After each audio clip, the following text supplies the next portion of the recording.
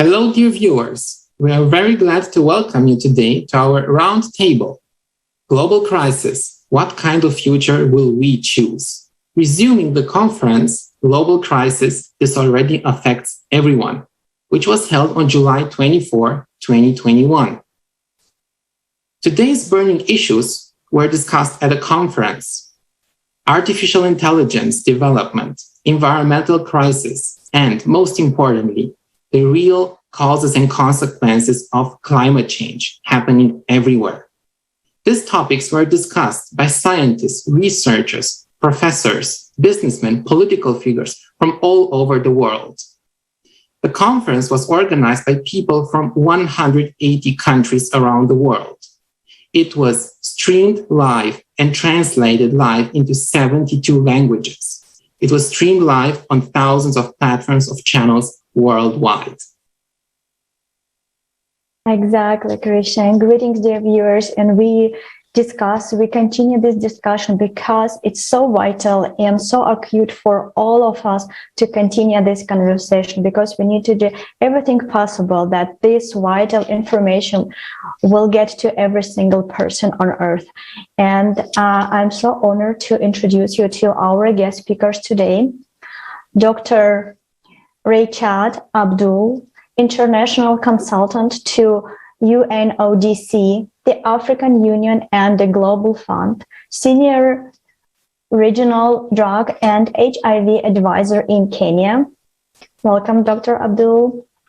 Dr. Al-Zahra Shaheen, director of Aswan Mental Health Hospital, practicing psychiatrist, WHO staff member from Egypt. She will join us shortly. Dr. Tatiana Zinchenko, PhD, psychotherapist, psychiatrist, psychologist, rehabilitation physician, president of the International Association for the Study of Game Addiction in Switzerland. Welcome, Dr. Zinchenko. Dr. Ahmed Abdullah, medical doctor, psychiatrist from Cairo, Egypt.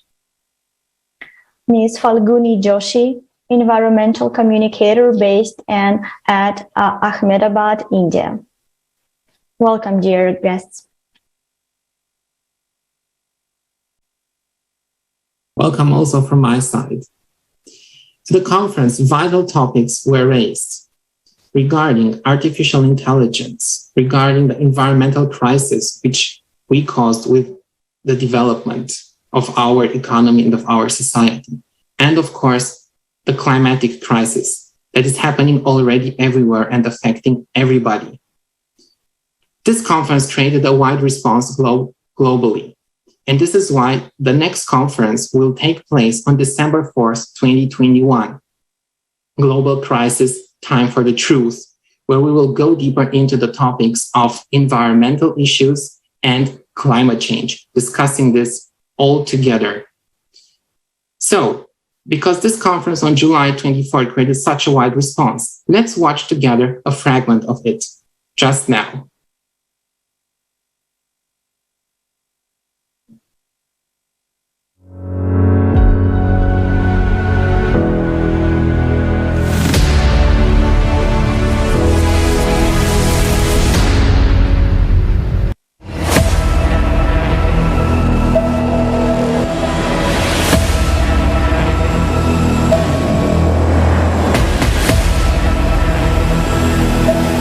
Modern civilization has entered the stage of instability and global crisis. The future has already arrived. In the field of artificial intelligence, I really understand that today we see tremendous opportunities and possibilities.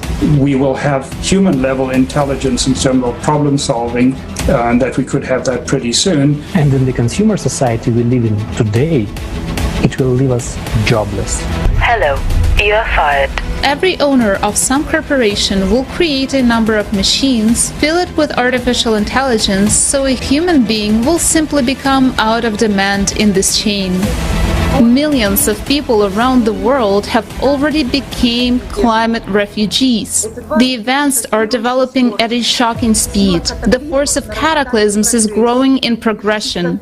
Their frequency is increasing every day. What you can see here is in red are the amount of this particular characteristic of the planet, that is left. And we can see that in many cases we have lost more than 60, 50, 60, 70% of this particular ecosystem or species. We're eating our planet. Maybe it's time we realize our responsibility and solve our problems together. Because sudden large-scale natural disasters occur on the planet on a daily basis. And there are fewer and fewer safe places. Soon everyone will be hungry, barefoot, naked. Because of consumerism, we are the generation that will see it through. Either we can stand up to it, or it will end with us.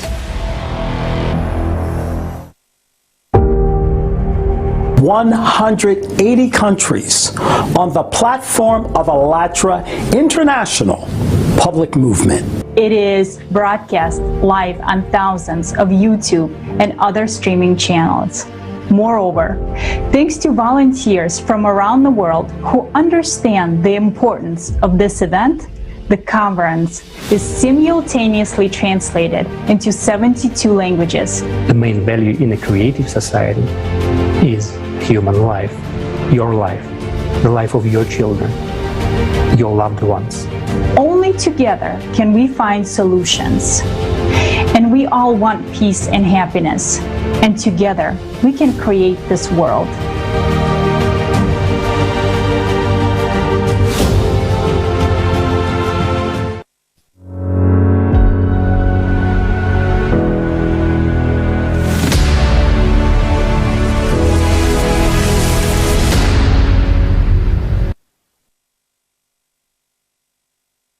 Yes, I absolutely agree. Only together we can create the world a better place.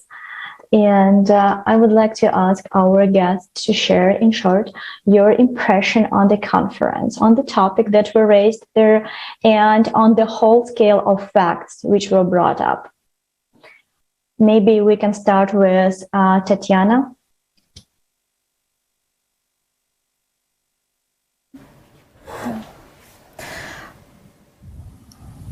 Yes, hello.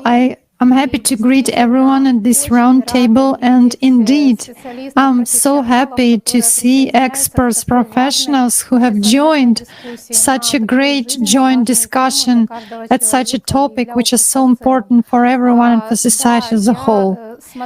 Yes, indeed, I was watching the conference and many times already, and it was shocking for me. It was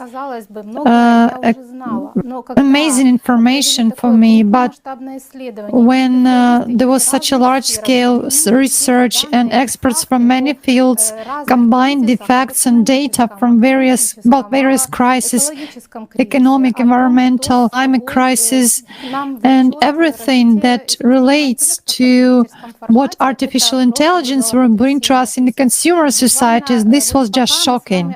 As long as we are talking here, as long as we are having this round table right now and I'm saying these words, in our world, people are dying, children are dying because they lack water, because they don't have enough food, they have climate disasters, people become homeless, forests are destroyed. It is happening right now. When I'm saying these words, people are dying from infectious diseases due to anti-sanitary conditions. People lose everything and they have to become refugees and migrants.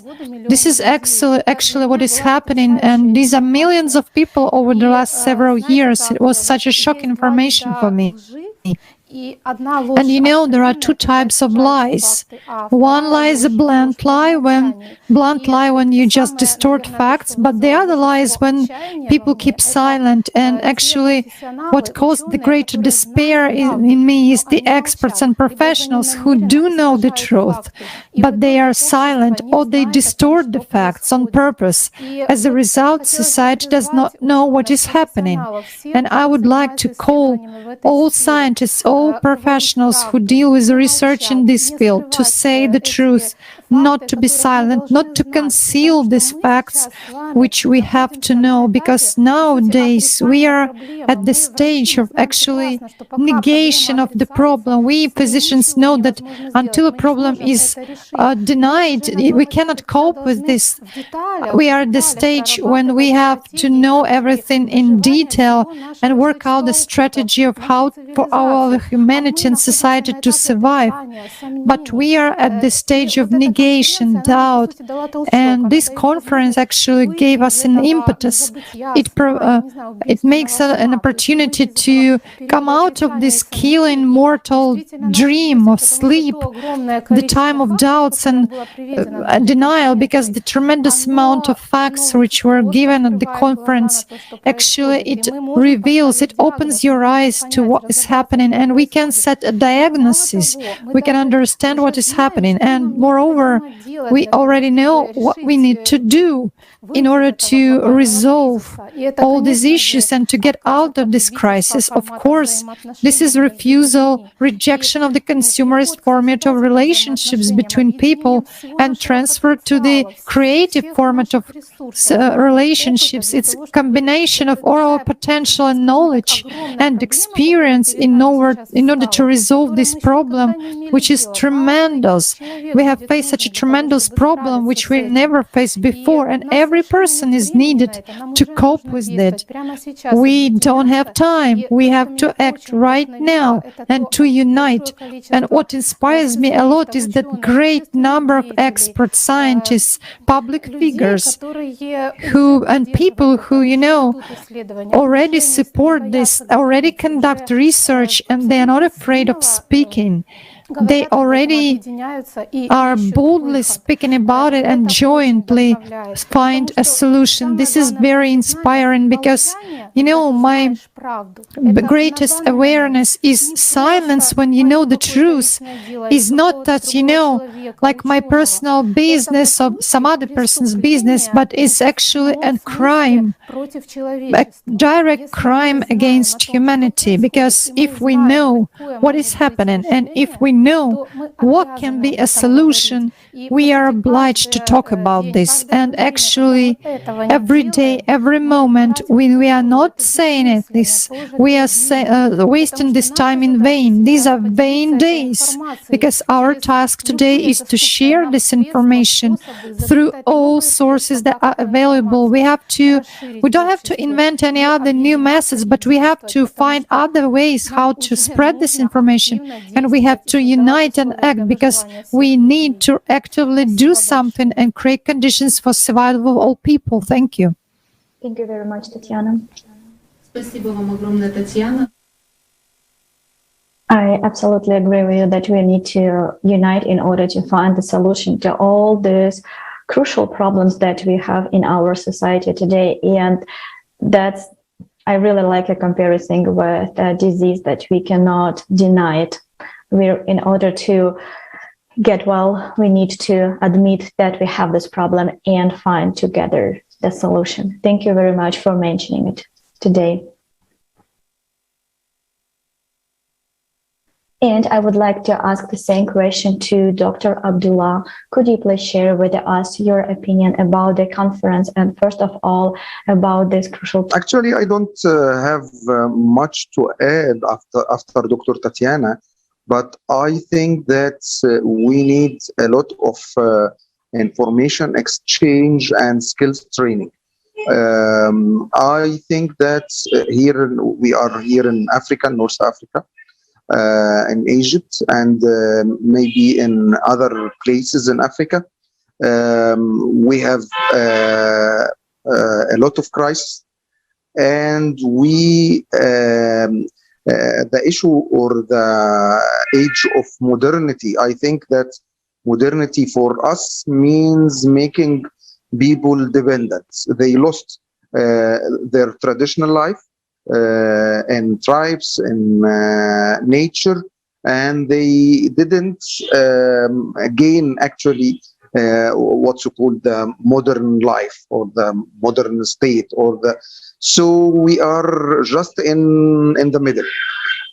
We lost the traditional skills. We lost the traditional communication. We lost the traditional textile networks, and we didn't have new networks. So I think we need a lot of networking with our neighbors, with people all over the world, experience exchange, information exchange, cooperation. Actually, we need a lot of that, because I think that it's not only to know. I think knowledge now and information is available through internet or through media, but again, people feel dependent. People feel disabled. They feel that they do nothing but watch what's going on, floods or water war or things like that, where their skills are in the minimum or lost. As I said, they lost the traditional skills and they didn't get a new one, so they are just stuck. So even if they know, they could do nothing. So I actually, it's very important to raise just an idea or initiative. Together we could make a difference. We couldn't make a difference only in South. We have to cooperate all over the world to create another world, another world possible. That's it. Maybe we need some wisdom from the traditional ages with some technical advices or some modern skills. I don't know, but we have to look for a formula that could make it together just to move to better life, better than what we already live. Thank you.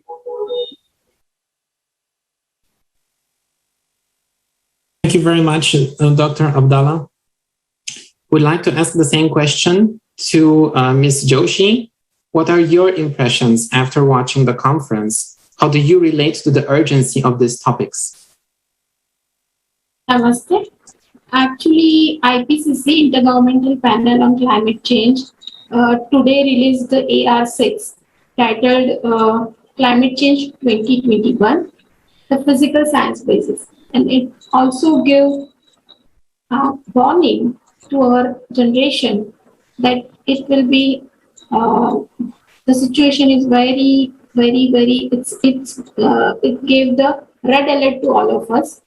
But I'm happy that I'm becoming a part of this important initiative because this kind of initiatives are useful to spread information among different groups.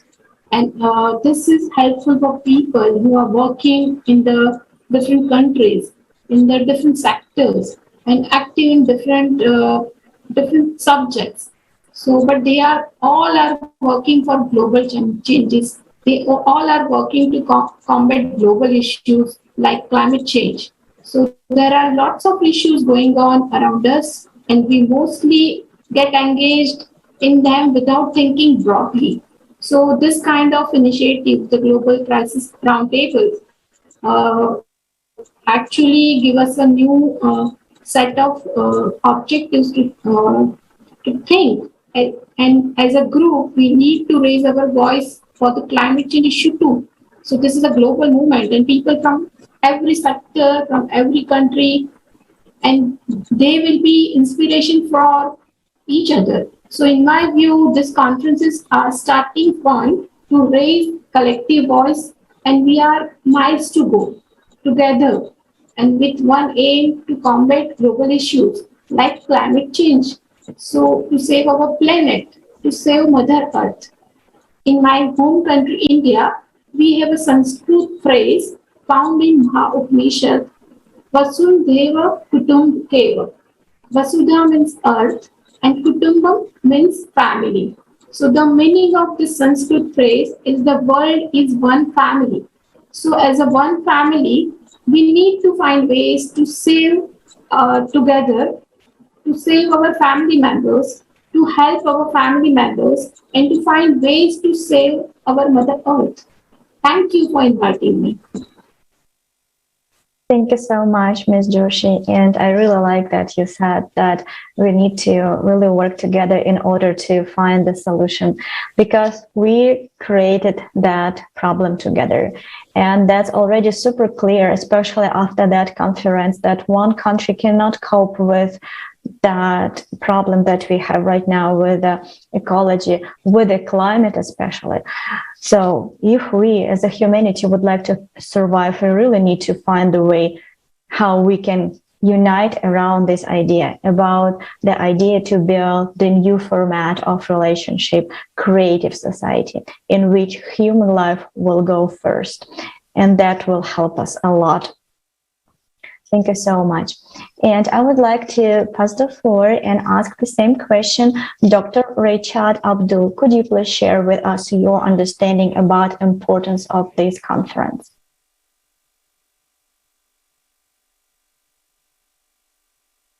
To everyone. What I would like to share is that I have seen the video and the materials that you have graciously sent to me. And all of the subjects you have dealt with are extremely pertinent and are the basis of very serious and interesting discussions. I would like to say just a few words, a very brief intervention about what I feel is a global crisis within a global crisis. I am working for the last year and a half on the issue of falsified medicines and health products. And this has become particularly acute in the wake of the COVID-19 pandemic, to the point that now we have seen in 2 or 3 countries around the world the emergence of fake COVID-19 vaccines. What I would like to say is, we have seen, instead of the global solidarity which we yearn for, we have seen a situation where more advanced countries with more resources have basically bought vaccines for their populations, and they should have, as they have to do, rightfully so. But at the same time, we have seen cases of the holding of vaccines to the point that less fortunate or less developed countries up to now have not had access to these life-saving vaccines. And therefore, we have seen the reluctance of some rich countries even to give their extra COVID-19 vaccines to developing countries, forgetting that they are not safe unless everybody is safe. And therefore, what I would like to mention is that we have seen the use of faked medicines, rather, in Africa mostly, and but with this life-threatening situation where simply people are not showing the solidarity that they should in order to save the planet and humanity. We have seen over the last 2 weeks on TV of the wildfires in California, of the floods in Europe, of the devastation that these phenomena what we used to call the natural phenomena, but they are no longer natural phenomena. They are man-made phenomena to a large extent. And how this is, we have seen the floods on the refugees from Myanmar moving into Bangladesh, for example. And while we are horrified by the images we see on television, at the same time, we are not showing enough solidarity. And therefore, as we get more and more sophisticated in science, at the same time, we tend to forget the basics of humanity. That what will be all the artificial intelligence usefulness if we forget and we lose our basic humanity for solidarity, for compassion, and for the wellness of others but ourselves. I would like simply to say, therefore, that as we face this global pandemic, I live in Kenya, I live in Africa, and I have been monitoring, following the situation in many countries around me. And I can tell you, when I talk to members of my network in several African countries, many of my colleagues are losing family members.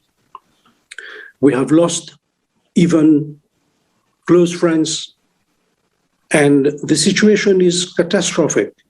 Some countries are doing better, but we are seeing variations in the strain of the virus as well. And therefore, my bottom line is, unless we can harness the powers of intelligence, of artificial intelligence, unless we can harness the power of science, unless we can produce, as India is doing, more and more production of vaccines, unless we can show, therefore, solidarity, we shall lose our humanity and we shall lose ourselves in it. Thank you very much indeed. Thank you very much, Dr. Abdul, for your insights. Indeed, this is one of the key messages of the conference, that we all people have to unite and that no one is immune in face of the natural catastrophes that are about to unleash on an unprecedented scale. This has nothing to do with social status, religion, country, political views. This already affects everyone, and it will affect everyone, as we have just seen on the conference. I would like to pass the floor now to Dr. Al-Zahra, and I would like to ask you, how do you relate to the conference, to the topics of the conference? How do you relate to the topic of climate change and on the impending refugee crisis that you're about to face? Chenko, the question is the following. We raised the topic of the development of artificial intelligence at the conference. We voiced the threats that artificial intelligence pose to humanity, to every human being, as we're about to face actually mass unemployment, as harsh as it may sound. What do you think is the impact on people's lives? What do you see the developments of artificial intelligence in psychology as an expert? Please share with us, how does artificial intelligence impact your profession and your daily work in the field of psychology?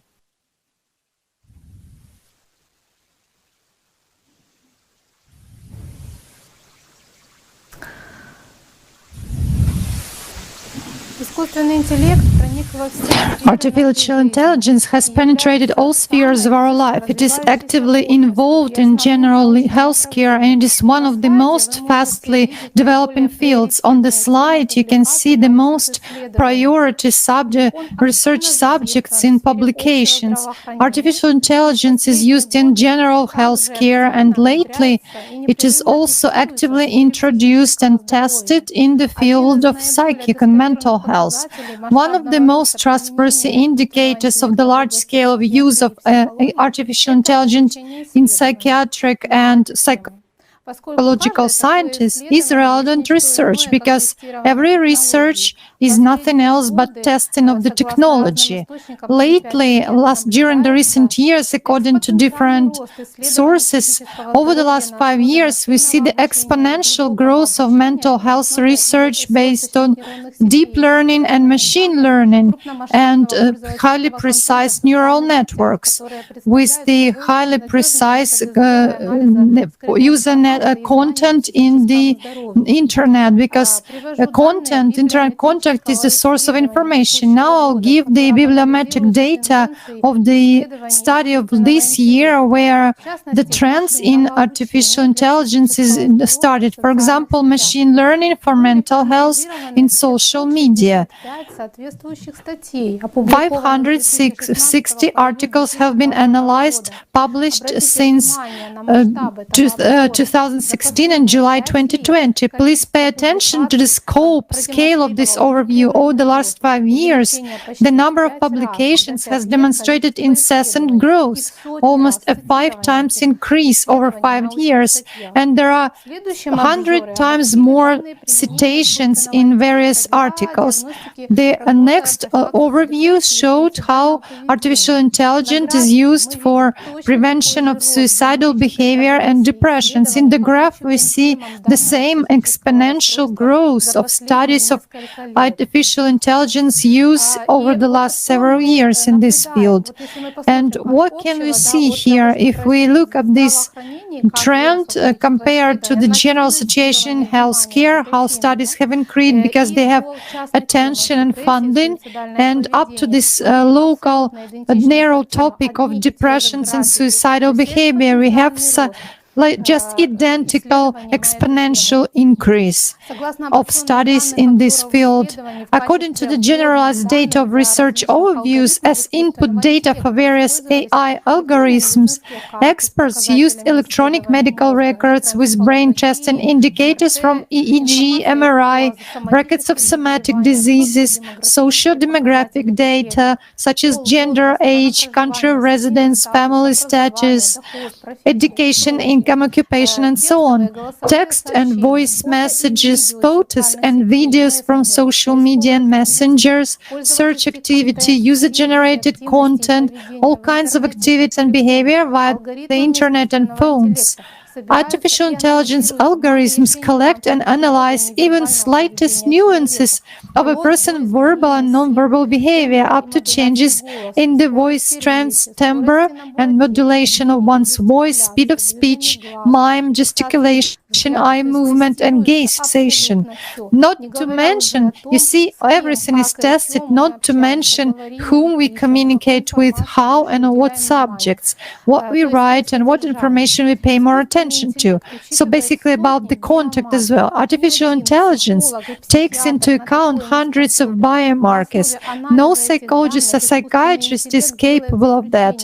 Based on the analysis of these data, AI draws conclusions on the presence of symptoms of various mental disorders and dependencies, on a person's emotional state, mood, thought, behavioral disorders, intentions, desires, and also the degree of his or her aggression. If we look at the subjects and results of studies, we can see that AI is successfully applied for diagnosis, identification of severity, and prediction of the possible risk of depression, suicidal thoughts and behavior, generalized anxiety disorder, insomnia, stress levels, psychosis, and all kinds of addictions. Moreover, it does it with the accuracy of 73 to 98%. AI is also actively used for diagnosing and predicting the development of cognitive disorders, starting from the attention deficit syndrome, vocal development delay, mental retardation, up to autism and neurodegenerative diseases. Already now, AI gives recommendations on medicamental treatment, preventive treatment, and prescription of psychotropic drugs, with due regard for all individual particularities and diseases. 10,000 diagnostic and therapeutic applications have been already developed. Virtual psychotherapeutic applications supported with AI are currently developing at a rapid pace. For example, therapeutic applications such as TESS and other chatbots, Sarah, Visa, voice bot Talkspace, which work with text messages. They are applied to decrease anxiety and depression symptoms. In the ALLATRA project, applications have been developed to eliminate permanent auditory hallucinations in psychotic patients. Usually those are computer images of faces on monitors of computers or tablets, which interact with the patients by means of intellectual algorithms. Avatar coaches also used as a part of immersive virtual reality to treat the fear of heights. Intelligent robots looking like animals such as Para, the Greenland seal, are furthermore often used to help patients with dementia. AI robots are successfully applied to interact with autistic children to improve their social and speaking skills. So, even at the current stage of development by its functions and efficiency, artificial intelligence can undertake a great range of professional tasks of a psychiatrist and a clinical psychologist, and in the future it can totally replace them. But will this lead to an improvement in this field of mental health? In consumerist society, no. AI is not artificial consciousness. It works based on precise algorithms and the database which is embedded in it. Unfortunately, in psychiatry, there are very few reliable and accurate algorithms. Our diagnostic classifications represent agreements on how to calculate and by what means. We are far from understanding the true causes and mechanisms of development of mental disorders, while medicamental treatment is rarely effective. In order to get convinced of this, suffices to pay attention to the dynamics of the growth of mental disorders and addictions over the last decades across the world. And this takes place despite continuous creation and introduction of new psychotropic drugs. We are confused on the concepts of what human consciousness and personality are. What is the nature of thoughts, emotions, and desires? In consumer society, a materialistic paradigm is defended, while any attempts to review basic ideas of how our inner world is arranged are being blocked or ignored. So, AI introduction will merely cause total control and sophisticated manipulation over people under the guise of care for health and well-being by means of collecting data on every person's individual profile. Moreover, it will ensure profit increase in the psychopharmaceutical industry, control, influence, profits, and nothing more. In the creative society, on the contrary, technology development will release the research and creative potential of doctors from diagnostic and documental routine. Being free in their scientific studies, they will be able to study subtle mechanisms of psyche, the work of consciousness, to understand the nature of consciousness and thoughts, and to understand the nature of personality. They will be able to figure out the causes and mechanisms of mental disorders, and thus to find efficient treatment methods. True effective psychotherapy is based on unique human potential, the knowledge of our duality, and opportunity to observe and direct the work of our consciousness with our attention. This does not possess either by artificial intelligence or by artificial consciousness, as we found out during the expertise of the artificial consciousness. For this, doctors will have time and opportunities. And the main thing is that in the creative society, all prerequisites and preconditions for the development of mental disorders will gradually disappear. So, of course, we can use artificial intelligence for the benefit of humanity, and basically we can eliminate the problem of mental disorders, but this is possible only in the creative society. Thank you very much for your attention. Thank you very much, Tatiana, for these incredible insights.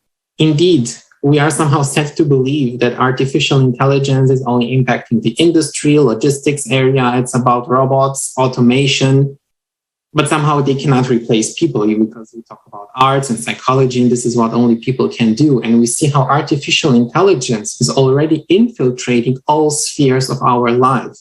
And thank you very much, Tatiana, for this wonderful insights and for stressing how important the creative society is, and to have a real understanding of what a psychologist should do and how he should work, and indeed treat the patient and be free of any other material interest, as it happens today in many, many cases, unfortunately.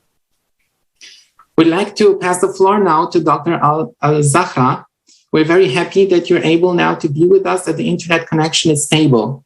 So we'd like to catch up and ask you the same questions as our other speakers.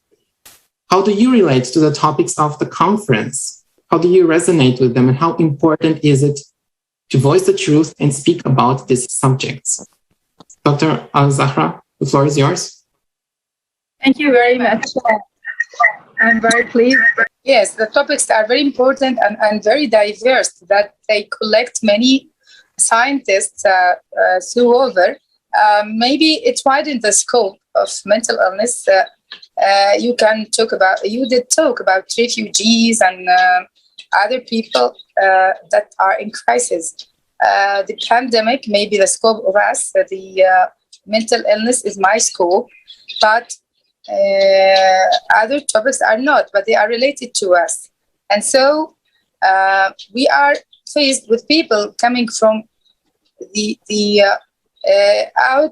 outcome of all these crises, economic crisis, financial problems.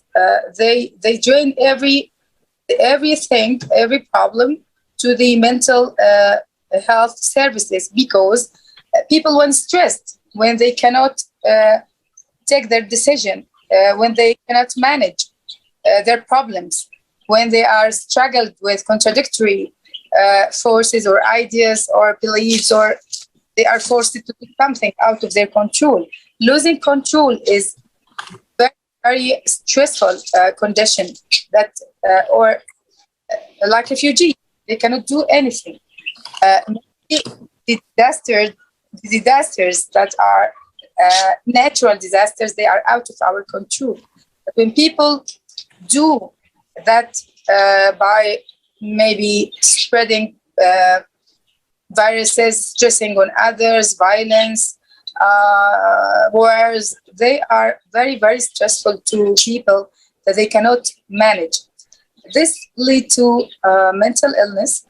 Because with this, through this pandemic or many things in Syrian and Sudanese, people, when they migrate from their countries, maybe I'm not one of the team of crisis intervention, but this system, I believe, it happened to be settled in Egypt through the last year or 1.5 years in the pandemic of COVID. But we faced those people and struggle in our clinics, in our hospitals. Team construction and hotlines were made to face this. Suicide, just like what Tatiana told us now, suicide increases, mental illness increases in crisis. Maybe twice, maybe 3 times more than the normal life or the usual life that people can live in. And so management of crises that are faced with all people in different ways all over the world is very, very hot topic. And I thank you to start and create this society to talk about this, because it is not faced with so much sincere precautions, or maybe guidelines were put in psychiatry to face that. And we try to be more advanced and creative. In Egypt, we made many efforts at many levels, and we were met every day. In the pandemic crisis, we have a support team that goes in every crisis, trains, floods.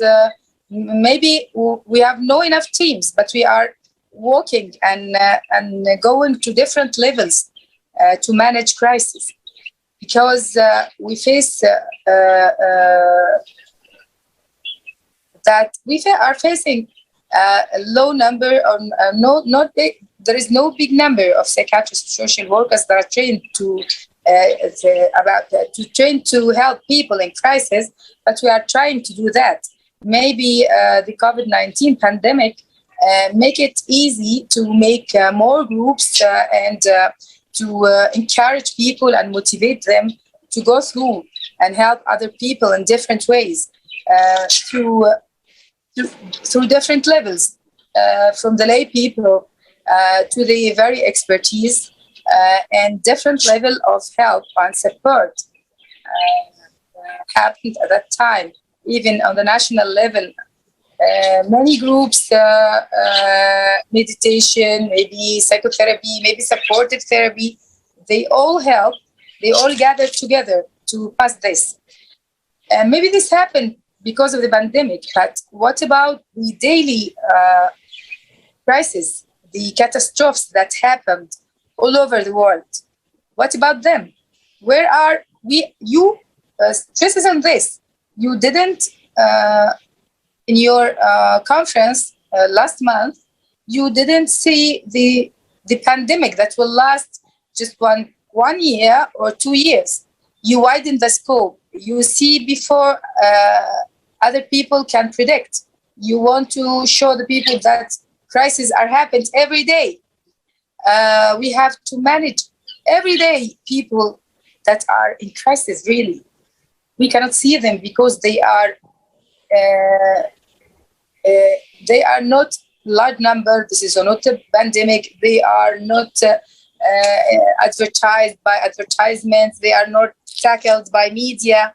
And so scientists who are feeling really that humanity is the first thing that we can think about, not politics, not just media, they are seeing beyond the scope. They predict what will happen from the start. They can predict the bad effects or the side effects of technology, the side effects of computers, video games. Maybe everything like a weapon has two sides. The creative society will describe the difference between having the good side or benefit from the good side of something new or something that's very advanced, and make a stress on the hazards or the side effects and the other side of the weapon that's sharp, that can kill other people or make them lost their jobs, lost their lives, going into suicide. This is the scope of science and the humanity as well. Maybe science have no soul, have no emotions, but humanity that we face in ALLATRA group and creative society see beyond the advancement and the creation per se, or the being happy by success or doing something. No.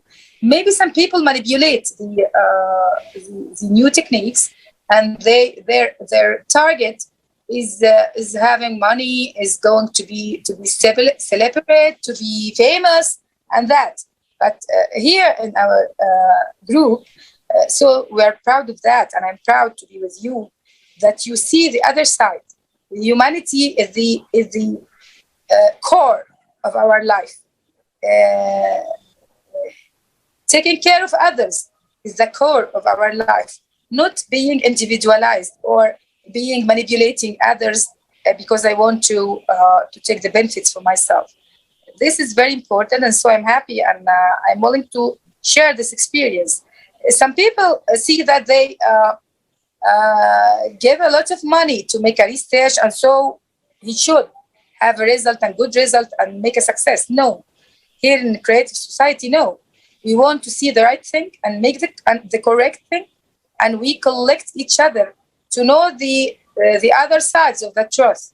The big window, we see, we make a wider scope to see everything from everyone, from every place in the world. I like the experience in Egypt. Maybe we have a warm relationship. We are protective in our societies, and we still have the family and the concept of when you love the other, then you will be more a good person. This is very curious in educating young children. Maybe the new generation, they are not seeing that because of the globalization, but still families and still our societies are protective and seeing the good things. We try to encourage that in mental health because our core target is to make people that are struggled with the phase that they find in the world, in the real world. We want to restart their emotions and make them believe in good things, make them believe that they are supported, make them believe that other people support them in the good things, and they can understand them, and they can help them in time of crisis. And so this is a target in helping people in mental health. We are going to make many tools, and maybe by drugs, because this is important, but drugs are not enough. We should give psychotherapy, supportive therapy, crisis intervention. Support is very important. How we are not machines to take a drug like each other or working on an algorithm. No, there is individualization. We should see everything that make this happen. Depression is not just a depression. It's many types of depression. Precipitating factors can differ. Maybe some people faced with the same crisis or a disaster, but everyone take it from a different or affected by it in a different way. Maybe someone got anxious, someone got schizophrenic, someone get addict someone withdrawn, and so we should see him as a human. We should see what's the background. How could I help this particular patient, particular person to help them?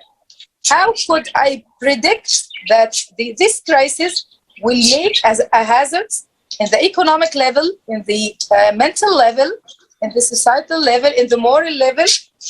Science should predict that this will happen and prevent them and make policies like we are sitting now to make policies to prevent what we see beyond the day we are in, and to prevent hazards from happening.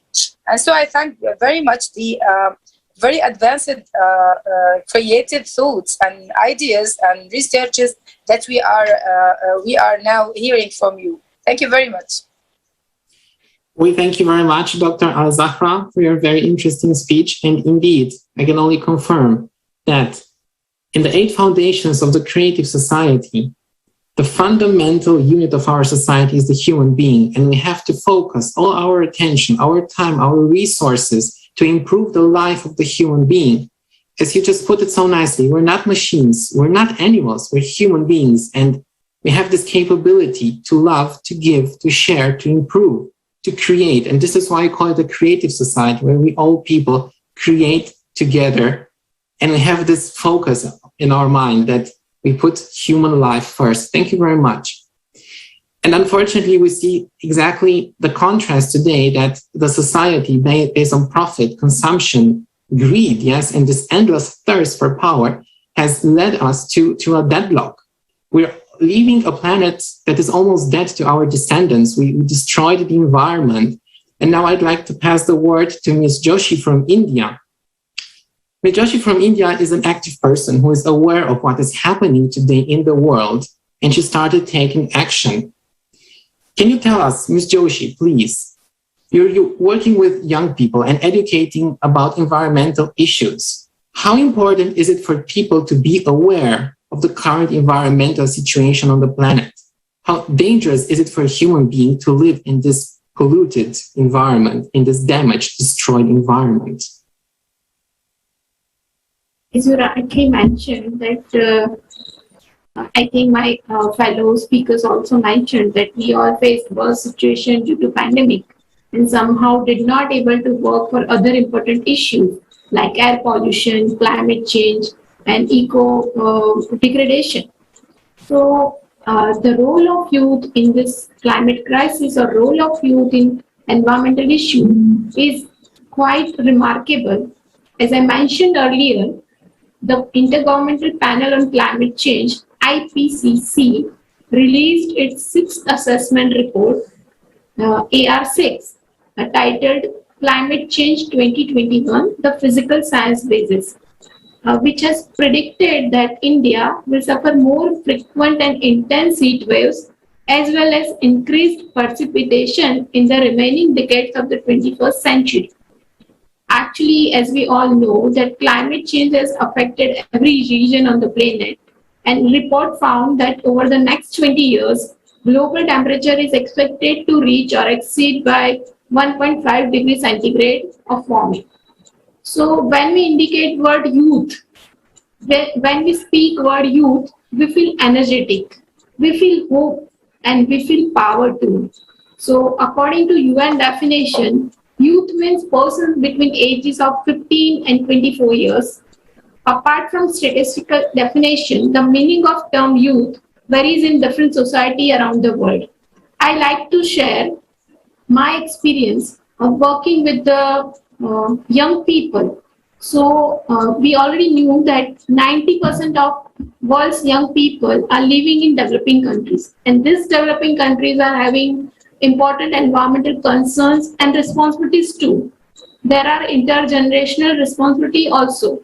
So young generation developed a new form of activism and brought new energies and perspective to the environmental matters, especially on climate change issue. So I like to share my experience because youth have the capacity to identify and they can challenge the existing power structures and barriers for change. So I am from the land of Mahatma, representing the region where Mahatma Gandhi was born and where he started the struggle of injustice, struggle against injustice. He said, "Be the change you want to see in the world." This line looks very simple, but very hard to implement. So I am connected with a youth group named Green Catalyst, which is an initiative to nurture and empower the youth to spread environmental awareness among citizens and initiate actions which will improve the environment in the region. So Green Catalyst is a leadership program that focuses on sustainability. Objective of our program is to prepare change agents who will spread awareness and sensitize other youth and communities. Under this program, students are selected from different institutes, different disciplines, and trained extensively on various environmental issues through different methods. So youth, they understand the complexity of current environmental issues. They are also given hands-on learning via field visit for specific environmental issue to sensitize them about the problem. So during the pandemic era, we started capacity building, virtual capacity building programs. And I like to mention one more thing, that when we say change, we need to listen about resistance. We need to look at difficulties. We need to understand injustice, and today's youth is aware about climate injustice also. They not just believe in the Go Green and sustainability agenda, but they like to think about need versus want scenario. They are aware about the need to change lifestyle, especially our consumption patterns. They are aware that we need to implement the reduce, reuse, and recycle philosophy in day-to-day life. So youth participation in practical environmental projects is an important way to empower them. And we are doing that thing also. Initiatives like municipal solid waste management projects, citizen science projects, information dissemination through different media about environmental rights and responsibilities. These activities actually are helpful for youth. So on the other hand, environmental political education is also important because after all, we need to influence political leadership, political activism that directed and at the organizations or corporation. So that is also necessary. That is also a learning experience for the youth. And I also want to mention that environmental education or climate literacy is the core part of our initiative, because education is just not EDU, CATION for us. It is entitlement, dedication, understanding, caring, ability, togetherness, involvement, organization, and nurturing. So I think today's youth have the capacity to identify and they can challenge the existing situation. They have a power to change the situation. So this is very much important for the climate change issue. As we all are aware that negotiation process, the COP26 is coming near and countries will need to decide about urgent actions. So I like to end my speech by saying that youth is backbone of our society and able to take challenge. We need to trust them and we need to empower them. Thank you. We thank you very much, Ms. Joshi, for your very interesting experience. That is indeed a motivation, and a lot of people have to follow this path. And as you stressed on very importantly, as Mahatma Gandhi said, be the change you want to see in the world. Change has to start with us. It's high time we start taking responsibility for our own actions and stop pushing responsibility to somebody else, might be politicians, governments, and waiting for them to improve our lives. No, it's upon us. And this is a fundamental concept of the creative society, that only we, the people, we can implement the creative society, only we united. It's not the task of governments, it's not the task of politicians or only scientists or economists to fix the problems. We, everybody, have to wish that we fix these problems and we live in the society that we deserve and is our only way out in the face of the climatic apocalypse that is upon us. So we have this strong need to raise awareness on these issues. And at the conference, there was another very important subject: climate refugees. We already touched upon this today. And we have seen at the conference that the climate refugees are indeed an issue today, and that human beings can live in such miserable conditions, to be honest, which are actually inhumane. I have to repeat, we're not animals, we're not robots. This is the real picture that some people live in today. And I would like to watch together with all of you an excerpt from the conference dealing with the topic of climate refugees. Please show the video.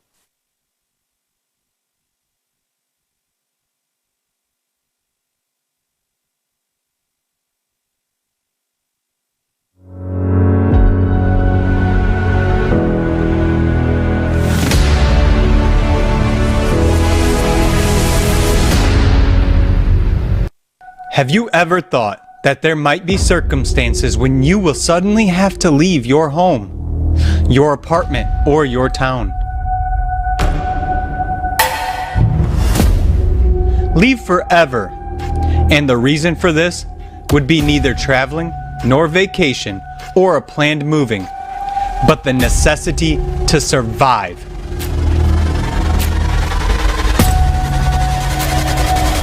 Refugee. You have probably heard this word from the news. But have you ever thought that sooner or later you may become a refugee yourself? After all, climate disasters know no borders, social statuses, or schedules. In 2020 alone, 82.4 million people were forced to leave their homes. This is equal to the population of such countries as Germany or Turkey. This is more than the population of Great Britain or France. Refugees are people who are fleeing a deadly threat. But today, there is no place for them to run to. Their lives are exposed to danger and risk wherever they get to. Among them, there are millions of people, climate refugees, who have no protection of the law. Neither the Refugee Convention nor the international law oblige countries to accept climate refugees. On January 21st, 2020, the UN Human Rights Committee ruled that countries cannot send people back to their home country who have faced climate changes. It ruled, but actually rejected the world's first complaint filed by Loan Tessiota against New Zealand, which violated his right to life by being deported to his home country of Kiribati. After the deportation of Loan's family, one of his children suffered from a serious case of blood poisoning. Climate refugees are one of the most disenfranchised categories of people. The laws of many countries provide for penalties regarding inhumane treatment of animals, but they give absolutely no protection to the people who miraculously survived a natural disaster and ended up on the street without means of sustenance. Every day, one child dies among migrants or refugees. Mark Lowcock said, "I'm getting daily reports of babies and other young children dying in the cold." Imagine the grief of a parent who escaped a war zone, with their child only to watch that child freeze to death.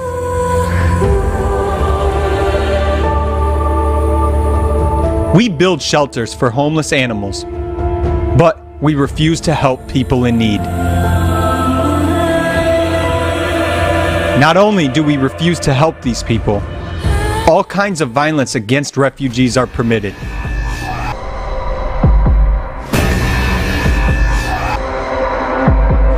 Many countries began a containment policy, trying to prevent refugees from entering their territories at all costs. According to the UN, thousands of people were pushed back by the border control authorities in Europe using violent measures. The pandemic worsened the situation for refugees. According to official information, tightening of border crossings did not let hundreds of thousands of people leave zones of armed conflicts, economic crisis, and environmental disasters. Meanwhile, the number of business trips abroad remained practically at the same level. Since 2015, border violence has become more sophisticated. Moreover, since 2020, the number of tortures has increased compared to the previous year. A special report prepared by Border Violence Monitoring Network on tortures in 2020 analysis data from 286 testimonies of violent pushbacks, prolonged beating for up to 6 hours at a time, police dogs being released and encouraged to attack, forced undressing, the burning and destruction of clothes, and forcing people on the move to cross borders in a complete state of undress. Groups of up to 80 men, women, and children were forced to undress completely and placed inside the detention room. Severe beating and throwing victims into water, resulting in their disappearance.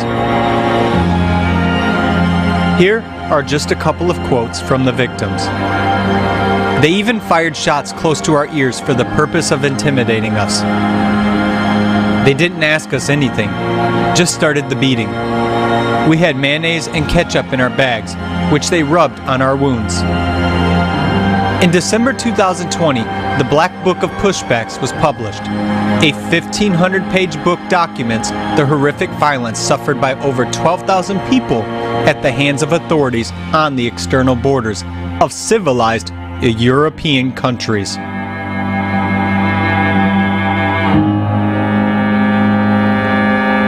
Oxfam International published a similar report in 2018. Police detained children as young as 12 in cells without water or food and removed SIM cards from their mobile phones. Changing their birth date on statements, illegitimately pushing them back across the border. cutting the soles off their shoes so they wouldn't try to come back. There is clear evidence of an increased sexual and gender-based violence against women and girls, both during and after disasters. Multiple cases of sexual abuse of children have been documented. Elderly people are also at increased risk of violence, exploitation, and abuse. In our society, a person loses their property, their place of residence, loses the right to protection and life.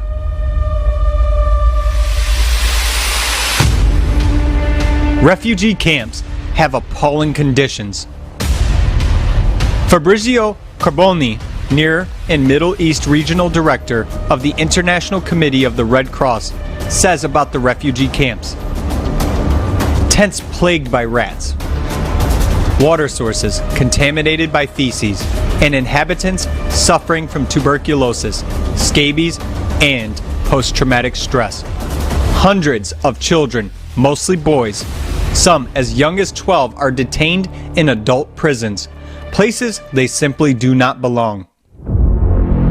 These are the realities of our consumer society we live in. Considering the trend of escalating climate disasters, are you sure disasters won't come to your home tomorrow? Are you prepared to be in those people's shoes? Or shall we change things together? Nobody values human life in a consumer society. But in the creative society, human life is of the highest value.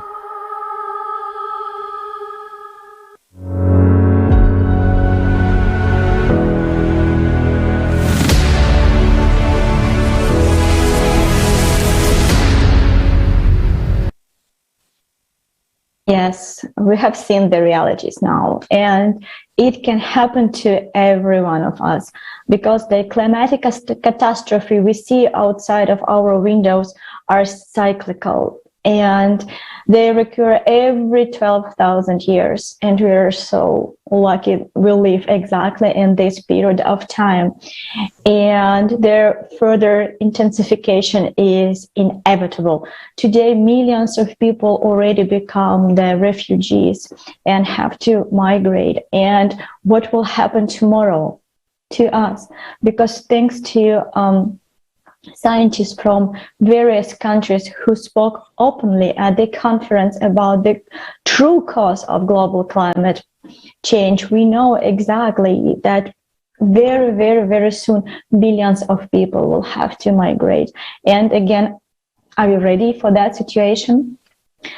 And we all think that everyone has a right to know this information about the real causes and magnitude of the ongoing climate catastrophes. So, and I understand that's our responsibility to share this information with people from around the world, that they know true situation. Indeed, Marina, this is a very good question. How does our future look like, considering the circumstances that are developing now in the climate?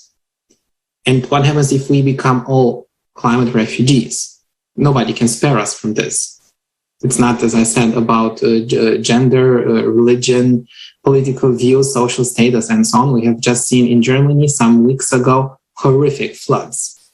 And I heard from people from other continents that honestly said, we would have never imagined that this could have happened in Germany. Oh, yes, it can. It can happen in Germany, in Japan, in the United States, in Sweden, in all developed and all developing countries. In all countries, it can happen.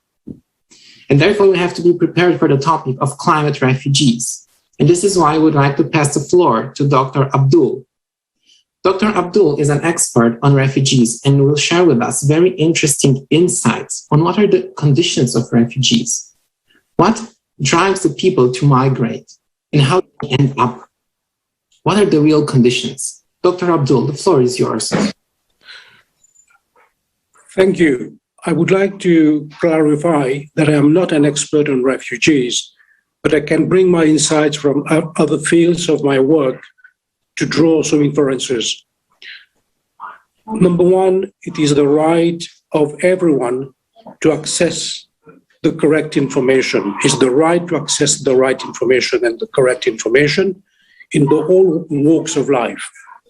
Number two, I would like to draw an analogy of what we have seen in the HIV response over the last 3 decades in terms of how communities transformed and shaped their lives by taking ownership for the response.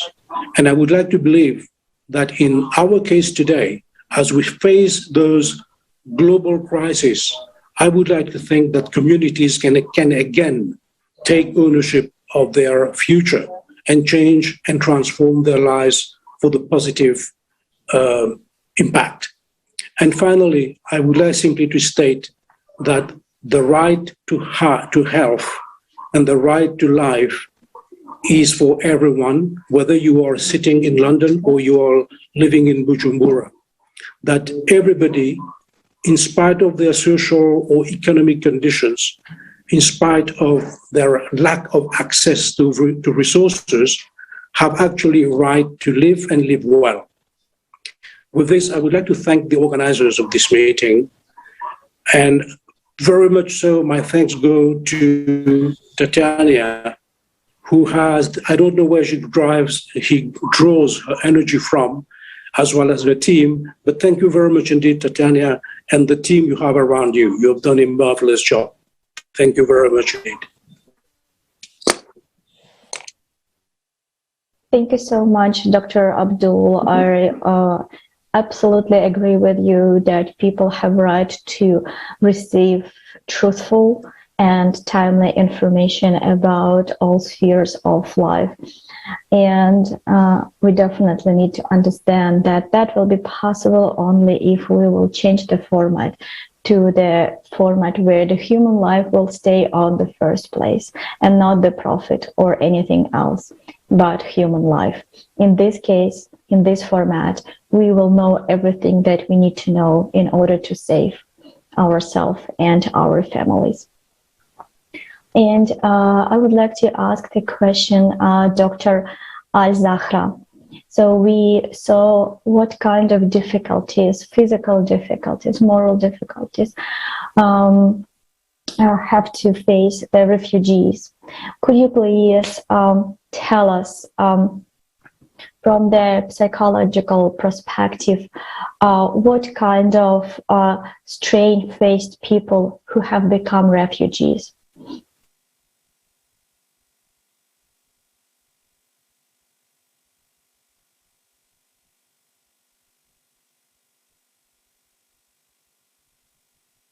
Oh, yes, thank you. This is a very important question because minorities are not seen by everyone. Minorities are beyond the scope of the marvelous and the very shiny and the stars that we are seeing every day and everywhere. We all are seeing what's above, what's shining. But those people who are even maybe cannot talk, cannot show themselves, they are so much faced with a strange situation. If you can imagine by yourself, how could you feel that your country is refusing you and the other country is very afraid and refusing you as well? This is very difficult situation to every one of us. Maybe we can imagine that the country is the mother or the core, something that we are in. Imagine that a child is seeing that his country is not loving them or is hurting them. His mother is hurting them. How could he feel? Very stressful situation. Very stressful situation. And the other one, that a mother left him in the street and someone, he goes to another home and the other home is very afraid of him to be a thief, to do something that will divide the air that they breathe. the money. It's very a hard situation. When we made something just like that. We make groups to talk to these people, and many non-organizational groups, or they tackle this. If they forget the mental part or the emotional part, and they only take in their mind how could we make a home for them, give them money to live, or make a job for them. Those things are very important, I think. Like Maslow's pyramid, when he see the needs of human being, so start with vegetative things or food and eating, and then home. But the safety is very important thing. And those people are going to be at the bottom of the pyramids of the psychology. If you know, if someone know the pyramid of Maslow is one of the maybe if someone don't know him briefly, Maslow is one of the scientists who, in psychology, that see that someone cannot create unless he passed through the basic needs, and he made it as a pyramid. Someone should have food, should have to be safe in a home, and then to create and to make something on the top of the pyramid. And so those people are minorities. They are not seen. Being watched, being felt by other people, organizations, the whole world, is our responsibility. We scientists, we see that. We see those people in our clinics, in our offices, in our labs, in our, not all people can see them. This is very important to make a scope on these people. The problem may, as you say, or the film now, we see in the film now, that it might transform. I may be one of them one day, because disasters may be not refuse or war or something, or violence, or just like that. But it may be a natural disaster. And so crisis might be like your title in this conference. Everyone might face this. And so if we are thinking logically, we should find strategies to first to recognize the problem and to assess it, and then to make every effort to gather this information about those people from different countries, and then make a rapid, and don't think that this thing is very far. No, time is going on and things become bigger like a snowball, and something will be bigger, and we cannot control at that time. Maybe if you prevent something from its beginning, it will be better.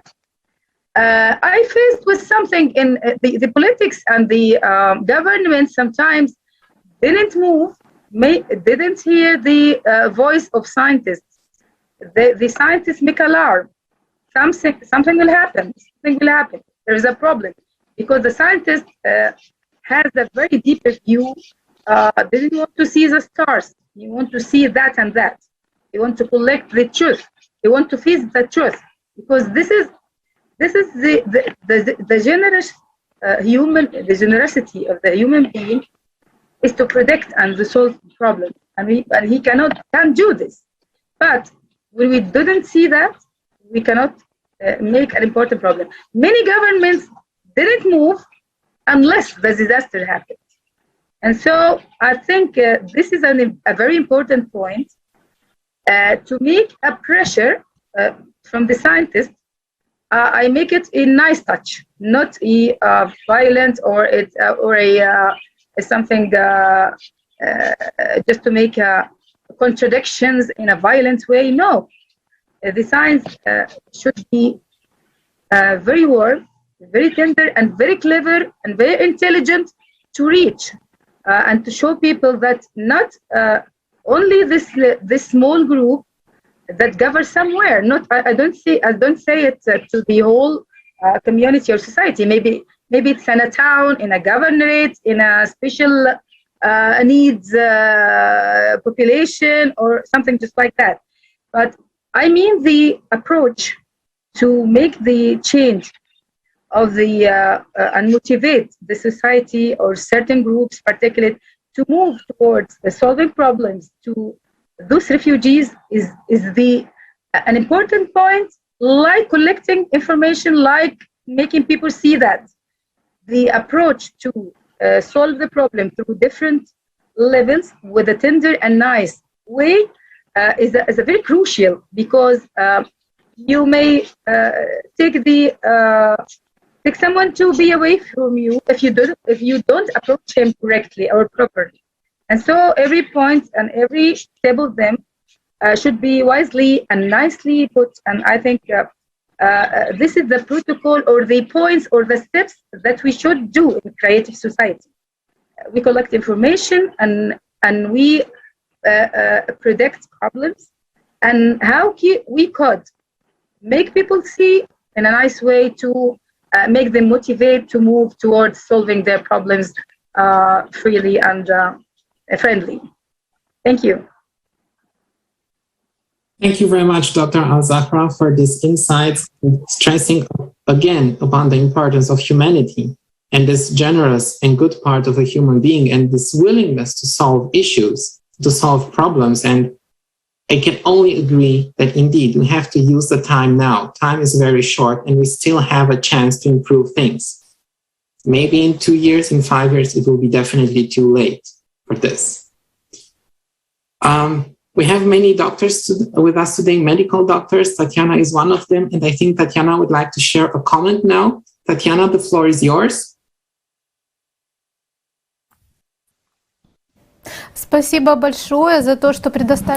Yes, thank you very much for giving me the floor.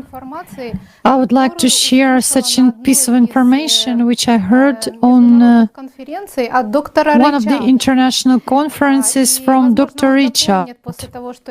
And probably he will add something to the information which I said, because it was shocking for me at that point. And of course, I had a great understanding and, had such an expansion of understanding after watching the conference of July 24. But what this information is about, Mr. Richard was dealing with drug addiction for a long time. He was studying these issues and he saw how migrants, teenagers, female teenagers, when they came from poor places in Africa, in order to survive, they had to sell their bodies, and they were exposed to sexual abuse, and they were kind of stopped with drugs in order to just forget this nightmare in which they found themselves. So basically, these are children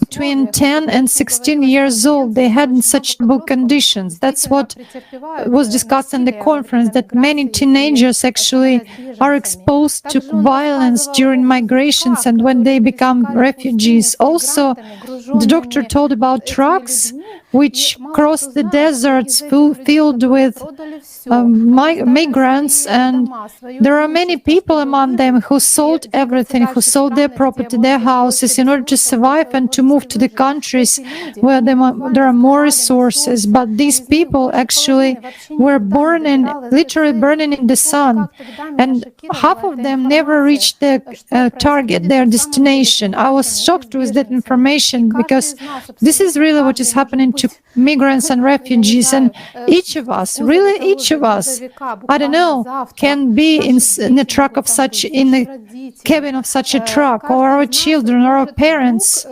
And each of us can suddenly, become a participant of such a road, of such a nightmare road, for the sake of survival, for which we will be just exposed to violence, non-acceptance. If we put ourselves in the shoes of the passengers of these trucks and of these girls, we will clearly understand how important to treat this situation in a proper way and how to act in such situations.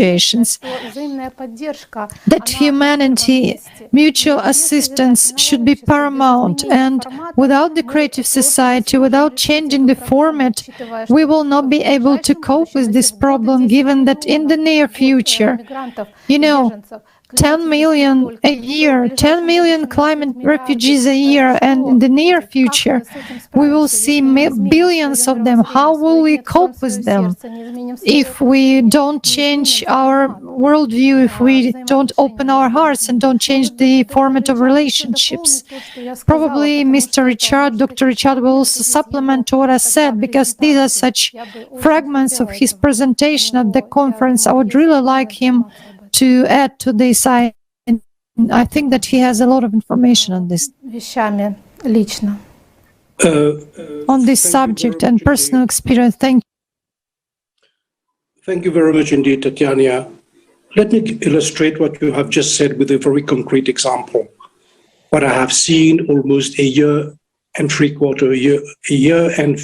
15 months ago. I was in Niger, and one evening I was taken for a walk in a particular street in Niger. And there were about, roughly speaking, about 200 or more young women, scantily dressed and awaiting for their clients.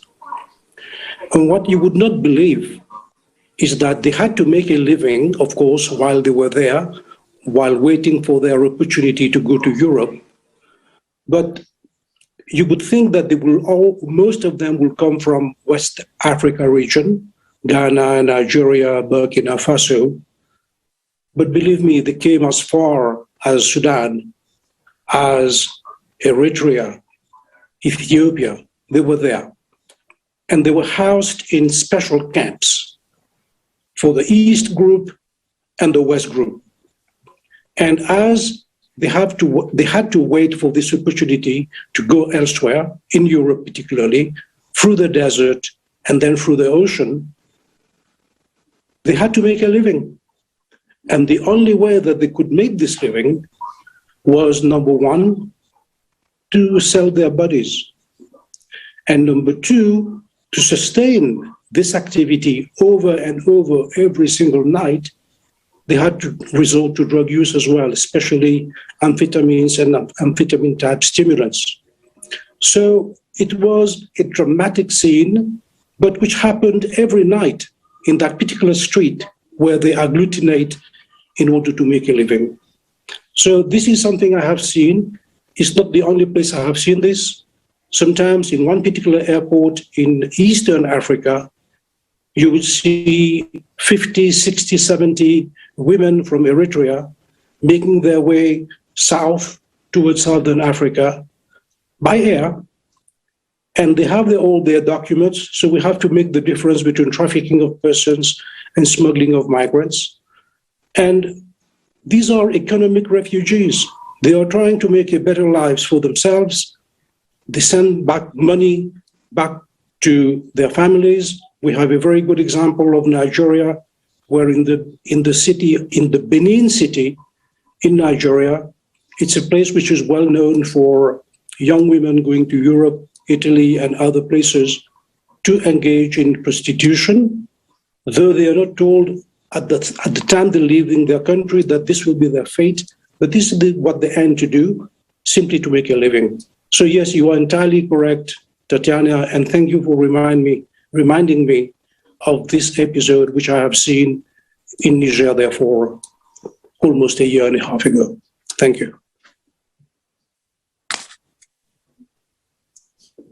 Thank you very much, Dr. Abdul, for these insights. It is indeed very important to share such experience because many people just have a way too rosy view of the world they live in.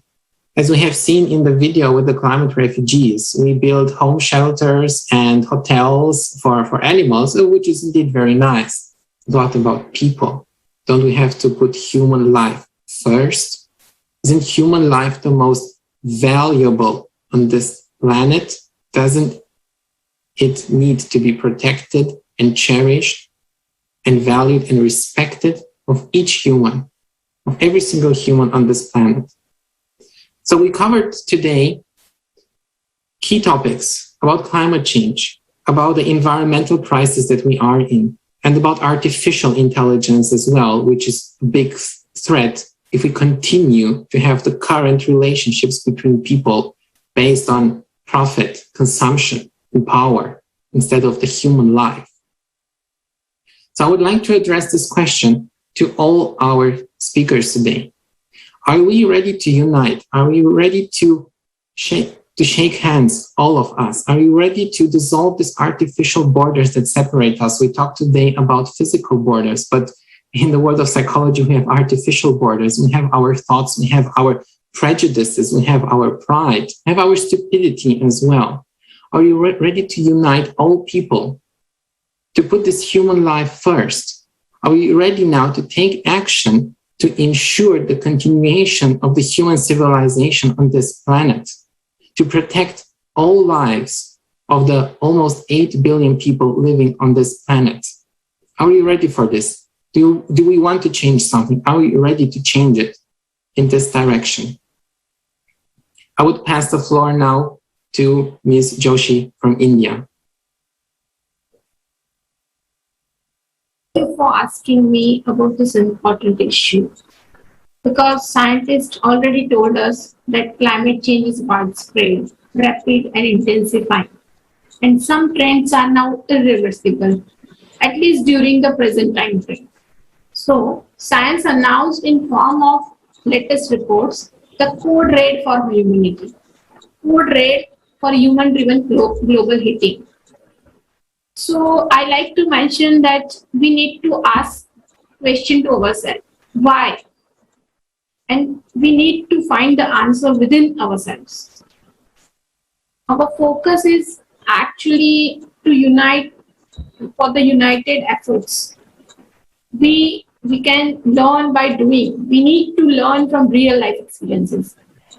This is the platform where people from different backgrounds can come together and share, network, and actually strengthen their efforts, share their point of view. And this is the unique platform that is giving chance to people working with positive mindset, people who are working for humanity, for the care of the other people.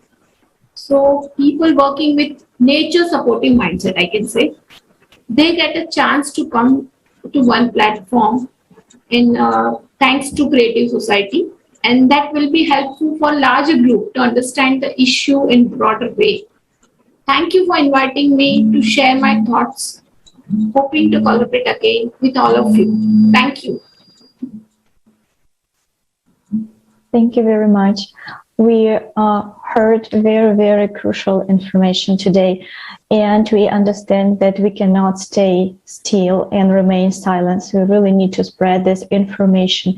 And how do you think, dear speakers, how crucial is to say right now that without unification, we will not be able to overcome this difficult situation that we're facing right now already?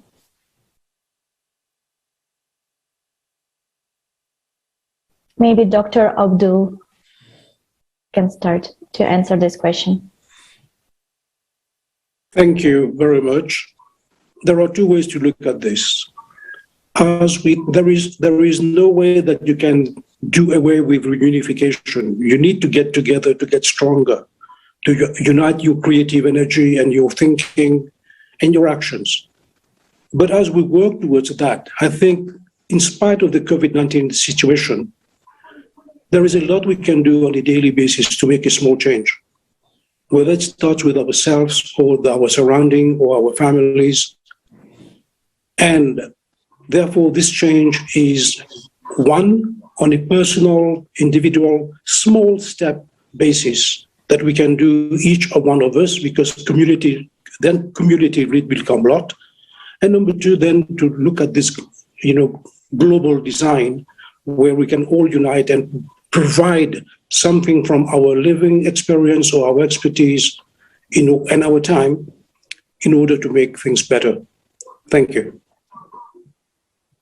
Thank you very much. Unification is such an easy word, but right now, many of us simply don't understand the meaning of it. And the meaning is just to get together, and unite around this idea of creating a better world, creating a future for us and for our kids. Dr. Shaheen, could you please share with us how you understand the importance of unification in front of this global crisis? Yes, thank you. Unification is the main target of our humanity, because someone who is isolated is not going to do something, will do little things. We have a writer, Al-Aqad in Aswan, who born in Aswan here in my city, who said something. He said that one idea is used, or many ideas, but if you make two mirrors in front of each other, how many pictures can you see? And so he said that ideas is not me and two, they are two ideas. No, we are like mirrors. We can see many very, very unique ideas that will go on and go on when we both two meet. And so, what if we are from all the world?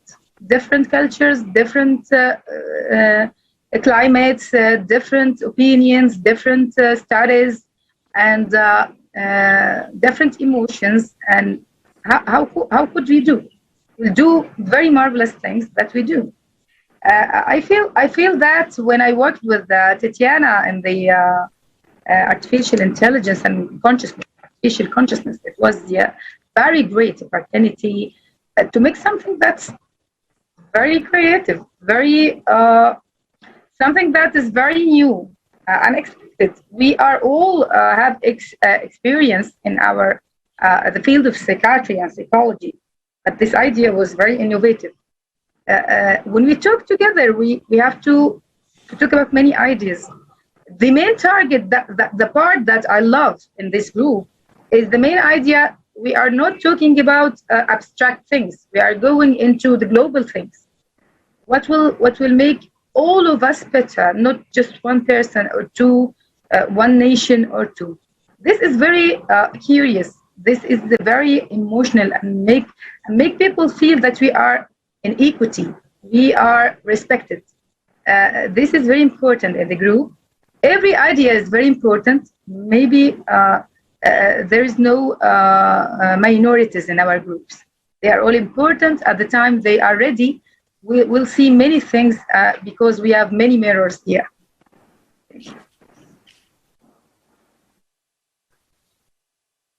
Absolutely. Thank you so much for bringing this comparison. It's really showing very, very nicely the word of the meaning of the unity and importance of every single person in the world.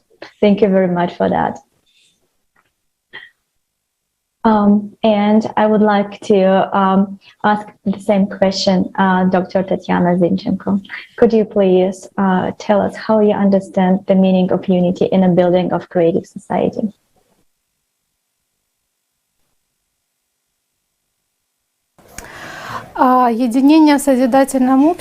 Unity in creative society, first of all, starts with the constructive goal under which we unite.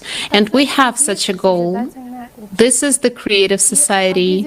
And united by this goal, we are already able to develop the strategies and tactics, how we can unite our potential, our great ideas, our energy, our resources. And because right now we are in such situation that we will literally have to basically share every drop of water, every piece of bread to survive. Only by doing that, we will be able to survive and find a solution and use such technologies that we already have, but we will have to unite to use these technologies in order to survive, but not to fight with each other. Once we will be ready and be able to put it all together and share it with everyone and interact with each other, cooperate with each other, together, find solutions, look for solutions, and implement them, then we will be able to implement this goal, this wonderful goal where the main value is human life, where each person will be able to basically develop himself, and we will be able to implement such format of interactions as creative one. And after the conference that was held on the 24th of July, on the inside I felt this, that we are in the stage of no return, in the point of no return. We have to stop this denial, and we have to start to interact with each other for this main common goal. We have to inform people, to make them understand what is going on. And during this conference, we heard a lot of facts, a lot of information that was gathered so that people could see and realize that there is a problem and there is a solution of this problem.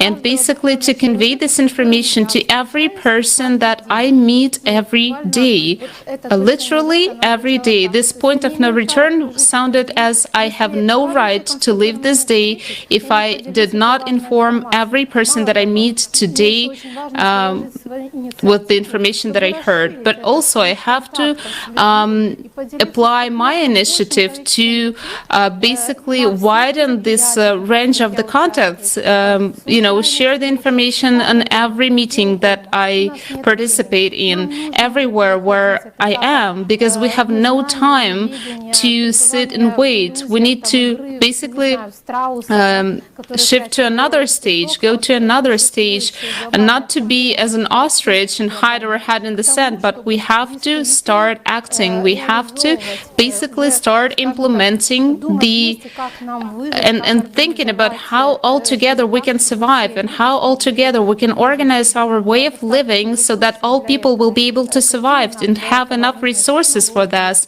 what kind of technologies we need for this, what kind of possibilities, and just take it and do it. And only after that, all our bright knowledge that we have will be used constructively for the betterment, for the implementation of this goal. And all 8 billion of people will be able to survive, every one of us. And then we'll be able to live happily and prosperously in the creative society. Thank you so much. Thank you very much, Tatiana, for emphasizing that we really need to share this information, this vital and life-saving information with every single person that we know. That's the only one chance for us to survive in these circumstances that we live in right now. And dear viewers, if you didn't get a chance to watch the conference Global Crisis, this already affects everyone, please do so. You can find the YouTube link below in the description to this video. And please don't forget to share again with all people you know. And I would like to thank all our guests and all our viewers for your active participation in today's discussion and your support of the creative society.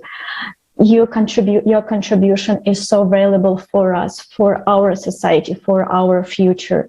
So thank you so much for being with us today. We would like to invite everyone, guests, viewers, to our next conference on December 4th, Global Crisis, Time for the Truth. We want that all people participate in this conference, that everybody understands the deep state of crisis which we are in. We will see the progress between July 24th and December 4th in what happened to our planet. How did it develop in just a couple of months? We invite everyone to this conference, and please share this information on the conference on July 24th and the invitation to the conference on December 4th. This is vital information for every single person. Just as every one of us has this inner urge, this inner duty to inform somebody if he knows that where he's traveling tomorrow or the city where he lives, there's coming just a bad weather, big storm. You just call your friend and tell him, hey, look, in 2 hours there will be a storm in your city. It's an inner duty of every one of us. We do this, right? And we have now this inner duty towards all people on this planet to inform everybody about what is coming.